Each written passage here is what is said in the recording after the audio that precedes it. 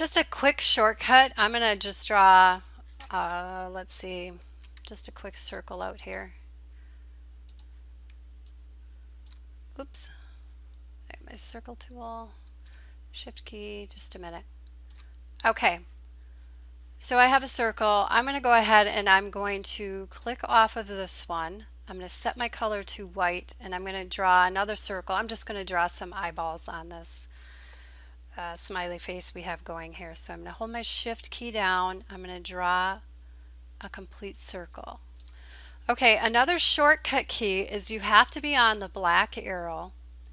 Black arrow. Doesn't matter if you have it selected or not, I don't think. If you hold down your Alt key, you can do a quick copy of this. So I could have copied the path and pasted it and went up to edit, copy and paste. But a quick shortcut is to just hold down your Alt key and just click on it and drag, and it'll make a complete duplication. If you needed two faces out here, I'm highlighting all three of these. I can tell because all three are selected over here on my layers panel. Hold down my Alt key and click and drag, and now I have two of those as well. So holding down the Alt key, whatever you have selected, this is an entire group. If I hold down my Alt key and drag it, I just have a complete copy of that entire thing. One of those that we use quite often in here. Okay, another panel that we use as we're drawing, if you click on Window across the top, is a panel called Pathfinder.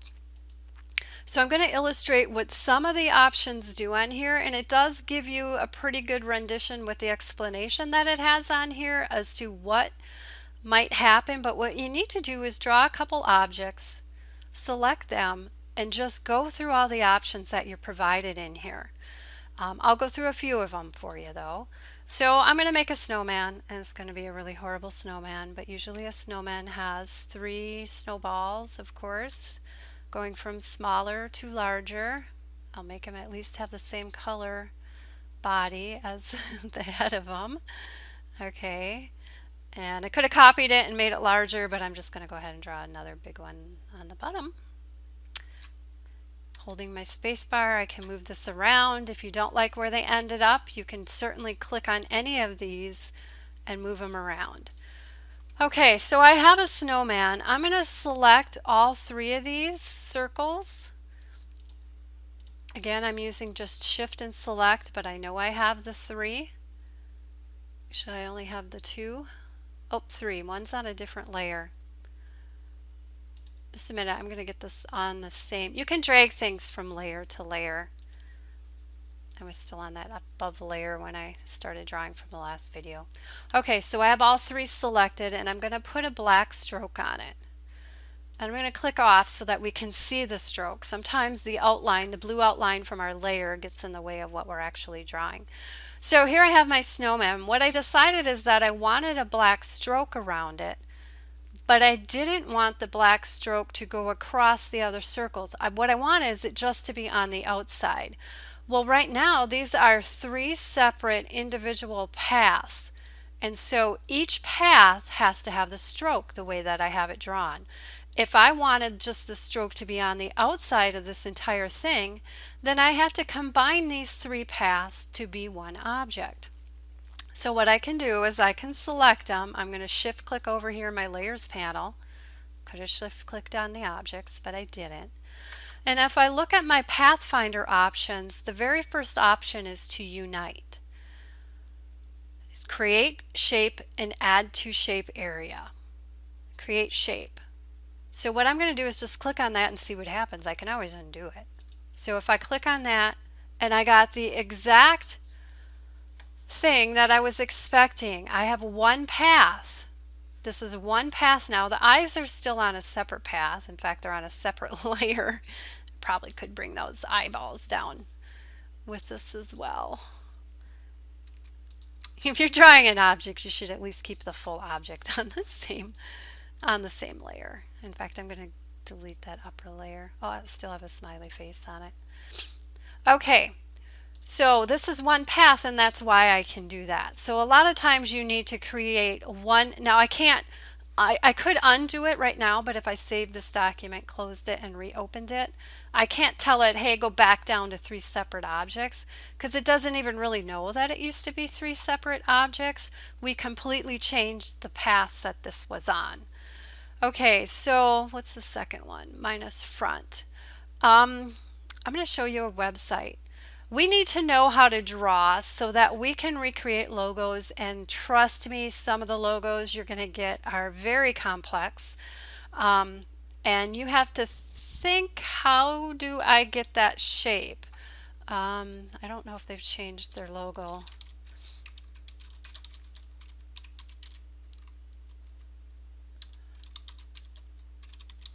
Let me see. Okay, so they have this purple circle. There's several ways you could draw this. They have you could put a black circle on top of it, and that would work well because the area that they're putting this on is currently black. But what if they decided to use this pattern that they have here in their header, and they wanted the pattern to show through this black area, that the circle was supposed to be transparent in the middle except for the clover that they have showing. So we have to understand how this all comes together in order to make sure that their logo shows up correctly. I think they did it the best way possible by putting it on black. Then you can just draw this black circle. But we can go ahead and draw this purple ring in Illustrator as well. So I'm going to click off, make sure nothing's selected, change it to a purple color. I'm going to take the stroke off because I don't think we want a stroke on this. Okay, so I'm going to draw a complete circle. I'm going to hold down my Shift key and drag the circle out. I'm going to duplicate this, so I have to go back to my black arrow, hold down my Alt key. I'm going to pull one of them over to the right for now. Doesn't matter, I'm going to line this back up. When they're both the same colors, I have a hard time lining things up. This is going to be the middle, and I'm going to completely punch this out and make it hollow in the middle, but I have to tell it what shape I want to punch out. So I'm going to go ahead and hold my Shift key down while I resize this. If you do not hold your Shift key down while you resize it, your complete circle will not be there anymore. Oops. Okay, I probably need it just a little bit smaller. I'll try not to fuss too much with this. I just want to make sure we have enough purple. You can line these up by watching where your intersection hits there. I'm at the center, those lined up perfectly. I could also grab both of these paths, and you're going to see you have a bunch of alignment options anytime you have multiple paths selected. So you can horizontally align center and vertically align center, and it would have done the same thing. So those will automatically come up. If they do not, there's a window, and hey, there's an align option. You can open another. It's actually over here on your Pathfinder. It's a tab. So just making sure you understand where to find some of these things. Okay, in order to use the second option, we have to have both paths selected. So I'm going to select them both again. I can tell I have both. I'm going to double check over here. And it says to minus the front from this. And so the front is my yellow circle. So whatever you want to punch out of this has to be on top in the stacking order. If the yellow circle was underneath this would never work. So I'm going to go ahead and just click on that option. And here, now I have transparency in the middle, and I'll prove that because my snowman is showing through it. So like I said, if I was recreating this logo, if it was going on a black background, I certainly could make a black circle. But if they wanted any type of pattern or any type of color, like Fox Valley Tech, they have a gradient. So I couldn't use that. It would have looked like a solid color on there if that was their intent, I guess. But otherwise, this option works great. I'm going to backtrack here a second. This works with any shapes. And so I'm going to, my ellipse, my circle, I'm just going to take that off. I'm going to draw a star on here.